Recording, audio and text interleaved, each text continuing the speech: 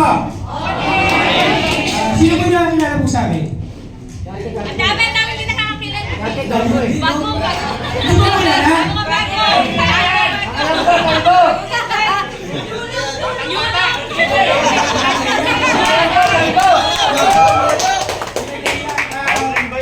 Ayan, siyempre po ayan, medyo kinakabahan ako. First time ko kinabahan dito sa stage. Ayan, ayos ba? Yes! May nagbago? Yes!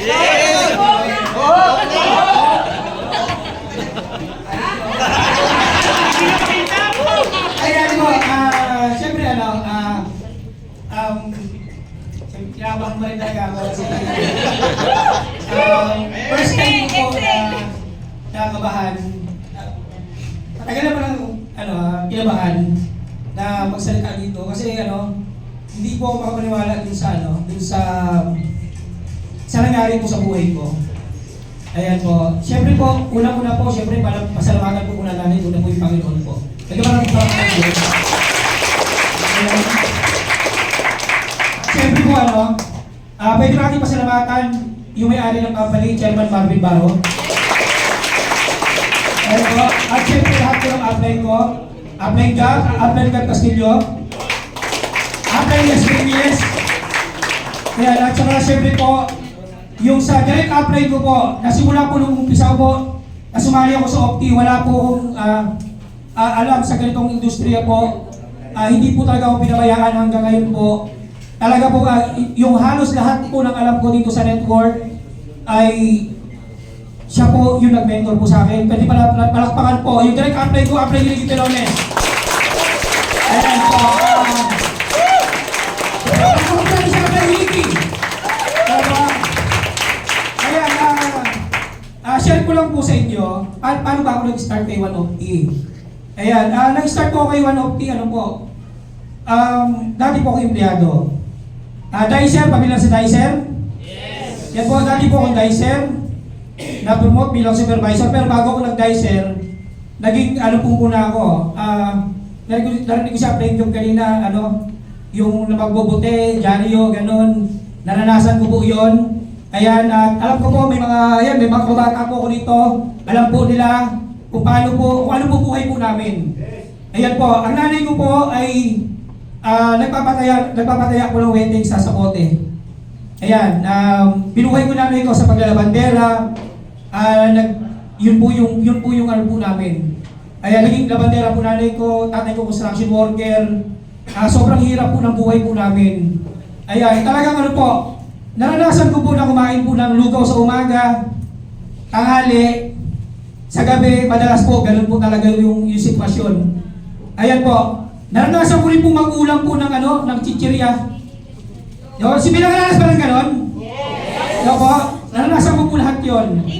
Ayan po, dipsy. Yo po, totoo. Ayan, gusto ko siya i-share sa inyo. Yo po, paano ba nangyari yun? Yo po, paano ba kami nag-umpisa? Hindi po kami nag-umpisa dito na mayaman agad. Kung makikita nyo po yung itsura po namin nung nag-umpisa kami, baka hindi po kayo maniwala. Di ba po? Talagang sobrang sobrang walang-wala rin. Yan, tama si upline job. Isa rin po sa hindi rin po naging madali sa akin magkaroon po ng resulta. Ayan po. Ayan, tinulungan po ako ng upline ko, upline Ricky, hanggang sa napunta po ako sa Opti 2017, nag-join po ako, ibig sabihin po, isa po ako sa pillars po ng company. Kaya po, at yun po yung masasabi ko. Pag ang isang kumpanya, magandang produkto, legit, huwag kang aalis, isa ka sa yayaman sa kumpanya yan. Yun po yung napatunayan ko. Wala ho sa galing yan. Diba, ang importante yung tuloy-tuloy ka. Diba, kasi yung ginagawa mo tuloy, bisa titigil, tuloy, babagal ka. Pag inumpisahan mo, huwag mong titigilan. Diba? Ayan. Nag-start po ako 1 2017. Hindi po talagang unang pinago sa akin siyempre dito ang attitude. Hindi po naging madali sa akin na sumunod kasi po yung upline ko ay tao ko sa empleyado. Sabihin po yung pride po, yun po yung nag-umpisa sa akin na talagang hindi naging dahilan po yun ng hindi po pagsunod. Aba, ang importante po rito naintindihan ko, kung sino ka sa labas yun. Pero pagdating po na sa optika, yung apply mo, irespeto mo. Diba? Ayan po. Nangyari po, 2017, 2018, wala po akong resulta. Sinabay ko po si Opti, part-time. Ibig sabihin po, ginagawa ko si Opti pagtapos po ng trabaho. Aba, pagdating po ng 2019, nagkaroon po sa mga events, umati-mati po ng event ng One Opti, nakita ko po yumaman yung mga apply ko, apply lesson, apply gap, yumaman po sila. Nakita ko po kasi nung umpisa nila na legit, mahirap talaga sila, tapos yumaman, kaya napatulayan ko sa kumpanya po ng One Opti. Totoo po na may pagyaman po sa kumpanya po ito. Ayan po. At 2019, hinagaw ko na po si Opti full-time. February 2019, pagtapos ng anniversary, kaya po sa mga anniversary, doon ka maghakot. Aba, doon ka maghakot kasi yung mga na-invite mo, talo niya pa yung napresentahan ng mga presentation ng business. Bakit po? Ang makikita po ng mga tao doon ay resulta. Aba, at napaka-importante po sa ganitong kumpanya po na makita po nila yung resulta. Ang maganda po dito kay One Opti, katulad ng pinapakita niya applying job, dito po yung lahat na makikita yung resulta, lahat po yan totoo. Aba, ayan. Ito, pagdating po ng 2019, hinataw ko po siya 7 months struggle, pero tinuloy-tuloy ko lang panahon po ng pandemic, pero hindi po ako tumigil. Salamat po sa suporta din po ng upline ko. Pagdating po ng 2020, nakuha ko po yung first million po sa kumpanya ko na to. Ayan. At napatunayan ko po, yung first million po pinakamahirap. Nung nahit ko po yung first million, yung icon po yung 6 million, sa ilang buwan lang po, nakuha ko na po. Aba, ayan, pagdating po yung sunod, yung Chairman Circle, hanggang sa ngayon po, nakuha ko po yung ambassador po, dito po sa kumpanya po na to. Aba, ayan, at syempre po, sobrang salamat po sa kumpanya po na to. Okay po? Bakit po? Dito po, totoo po na nagkaroon po ako ng sarili kong bahay dito po sa kumpanya po na to. Kaya po, yan, at saka syempre po, hindi lang po bahay. Apo, ngayon po, pag umuwi ako sa lugar po namin, marami akong pwedeng uwian. Bakit? Yung may bahay po ako, meron pa akong kondo po. Ayan. Nadati po, kasi po na nag-umpisa po ako dito sa Opti, nangungupahan po ako sa bahay ng 1.5. Yung alam niyo po yung nasa ano ka, baka may nang-experience kami po, nung pagsali ko po dito sa Opti, nakatira po ako sa Silong. Silong. Sabihin po, upa po namin 1.5. Doon po ako nakatira. Doon po ako nakatira. At ang isa po sa talagang nagmarka po sa akin na talagang tinamahan ako.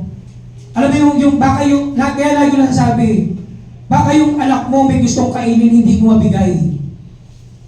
Naranasan ko kasi na yung anak ko may gustong kainin, kaya wala kaming choice, ang kakainin talaga, ulam natin, itlog na naman. Yung panganay ko po, nagsalita po ng galon, nasaktan po ako. Pero yun po yung naging motivation ko po. Kaya sabi ko, wala rin kaming TV. Nakikinuod yung anak ko sa kapitbahay, tapos may pagkakataon ng mga bata, di ba? Tatakpan yung TV, tapos, di ba po, maranasan mo yung ganong sitwasyon. Di ba po, sobrang hirap po. Kaya ngayon po, bumili po ako ng TV, tag-isa po yung mga anak ko. Ayan. Sobrang hirap po. Sobrang hirap po ng at totoo nyo ang TV po na. Opo, tama. 30 TV ko, 55 inches po lahat nasa bahay. Ang anak ko, 3 rin. Diba po? Ayan po, sobrang sobrang sakit sa kalooban na makita mo yung anak mo na may gustong kainin. Kaya sa mga downline ko po, sa mga business partner ko po, lagi ko po nababanggit yun. Kasi experience ko yun eh. Diba? Baka ikaw rin ngayon, na nakaupo ngayon, baka isa ka rin sa tulad ko dati na kinakapos. Diba? Lalo na pag-empleyado, madalas po talaga kinakapos. Diba? Kaya po, naging motivation sa akin yun, hindi ako papayag na hindi ako magkakaroon ng resulta dito. Kaya sinabi ko po sa upline ko, gagawin ko na lang din si Opti. Bakit hindi ko pa itodo yung sagad na sagad? Diba? Ang sabi ko apply, nakapag-desisyon na ako. Magtatapuan ako ng buong kumpanya. Diba? Lahat yun posible, kahit ikaw po nakupo kayo dyan, kaya mo yun. Diba? Bakit nag-umpisa dito ako dito? Wala rin naman eh. Diba? Ayan, sobrang ano po yun. Sobrang hirap po ng ganong sitwasyon. Pero dahil po naniniwala ako sa pangarap ko, tinuloy-tuloy ko po. Ngayon po, ang nangyari po, nalabas ko po yung yung una ko pong sasakyan, yung Toyota Vios po. Yan po, ito po ang resulta po ni 150. Diba? Ayan. At syempre po, may bago pa ulit. Ayan po, nalabas ko rin po yung pangalawang sasakyan ko po, Montero Sport po, katas po ni 150. Diba? Ayan po. At syempre po, na-inspire po ako. Bakit? Alam niyo po, para sa akin, gusto kong i-enjoy. Yung ang buhay isa lang. Diba po? Kailan ka pa mag-i-enjoy? Diba po? Ang buhay isa lang, sarapan mo na. Diba po? Kaya po ako po, yung pangarap ko pong sasakyan, yung gusto ko pong sasakyan, yung hindi mo makikita, hindi ordinaryo. Diba po?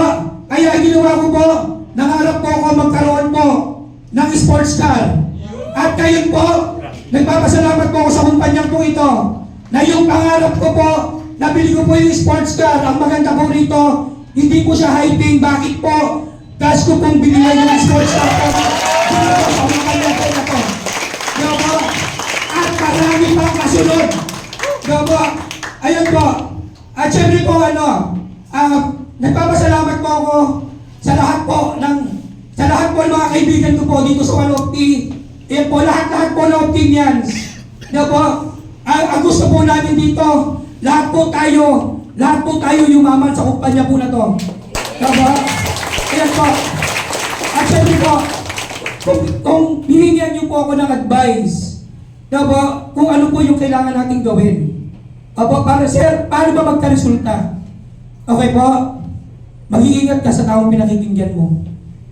Aba, makinig ka sa mga taong nakagawa, nagka-resulta. Tama ba? Tama? Naka-first step ka na. Aba, kasi po, pag tama yung taong pinakikinggan mo, yung may mga resulta, dadalhin ka niyan sa resulta. Tama, bakit? Yung ginawa niya, gagawin mo lang din, isa ka rin sa magkakaresulta sa kumpanya po na to. Diba? Napaka-importante po. Diba? Saan ka makikinig? Sa reklamo ng reklamo o sa mayaman sa 150? Diba? Diba? Hindi apply ng magpapayaman sa atin. Diba? Ang magpapayaman po sa'yo dito, ikaw pa rin. Diba? Ikaw pa rin ang sa sarili mo magpapayaman. Ako po, proud po ako sabihin, nasuportahan po ng upline ko. Kumita po ko na malaki po dito, yumaman po sa kumpanya po na to.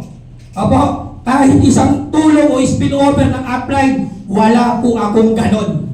Aba, ibig sabihin po, hindi po ako na-spillover ng upline. Aba, kasi pag leader ka, magkakaresulta ka talaga. Tama ba? Tama? Kasi bakit po?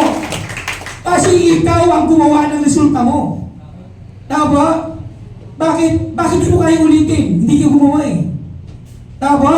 Ang leader kayang-kayang umulit ang resulta. Tama ba? Di ba pito account mo?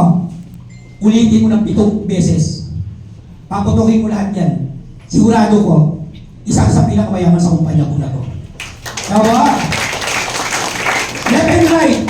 Ilan ang left and right ng 7 account? Sagarin mo. Ako po, 5 taon po ngayon, hindi po ako papayag na hindi pwedeng. Ngayon po, ang account ko flash out eh. Diba?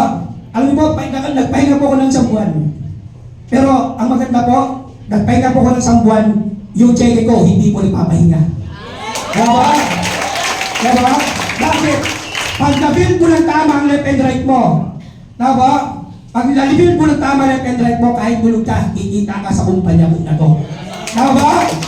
Ayan. Pangalawa po, Action. Baliwala yung training mo pag hindi ka umataw. Tama? Baliwala yun. Tama ba? Action. Nakinig ka sa tamang mentor. Tama ba mga mentor po natin? Yes. Tama ba? Yes. Mayaman ba? Yes. Tama. Susundan na lang natin. Plus actionan mo. Tama? Yes. Ikaw gagawa nun. Pag ulitin ko po. Pag inumpisahan mo, huwag mong titigilan. Tama? Huwag na huwag mong titigilan. Bakit po? Pangarap ng pamilya mo po'y nakataya. Apa? Pangarap ng pamilya mo'y nakataya dito. Tama? Ako po, proud po ako sabihin na sa pamilya po namin, ako po yung unang milyonaryo po sa pamilya po namin. Tama? Ayan. At syempre dahil po sa kumpanya na to. Kaya maraming salamat po, Chairman Marwin Barro at One of the Lifestyle International, at masakawin pa po natin yung One of the sa buong mundo. Yun lang po, maraming salamat po. Ito na yung sports car achiever ni One of the, si Coach Anthony Hernandez po.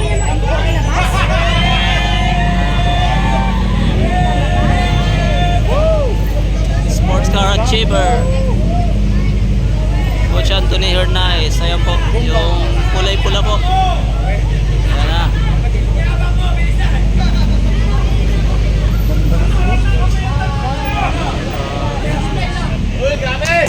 Sports car achiever ng One of the Lifestyle International.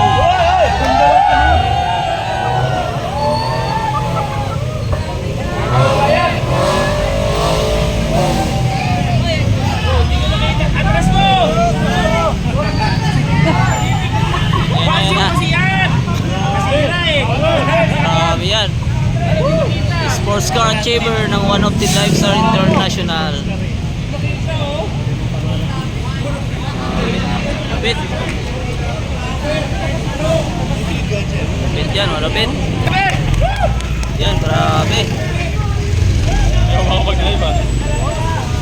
Sports car achiever Coach Anthony Hernandez. Fighter coach. Tayo na yung sunod. Tayo na yung sunod. Na. Malapit.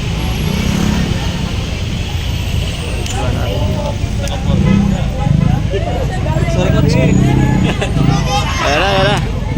Grabe. Sports car achiever.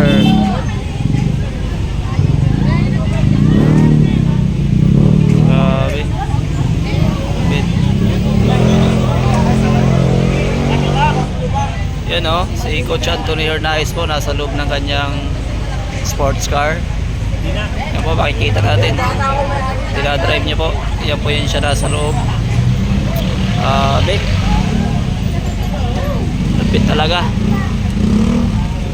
Dito talaga kay One of the, walang imposible basta may ginawa ka.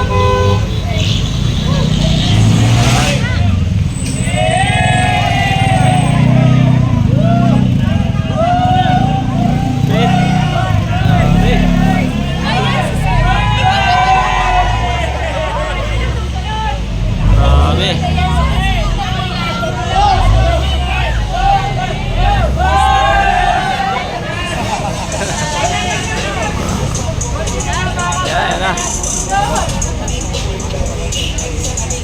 Lupit yan.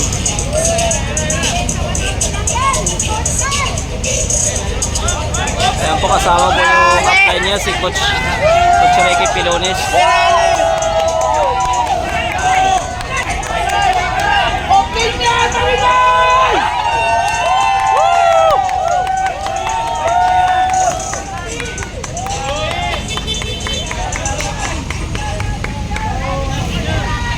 Picture lahat daw, Marquez.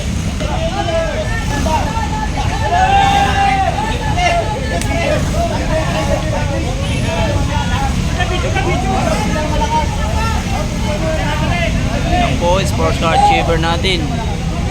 Pangalawang sports car achiever ng One of the, Coach Anthony Hernandez.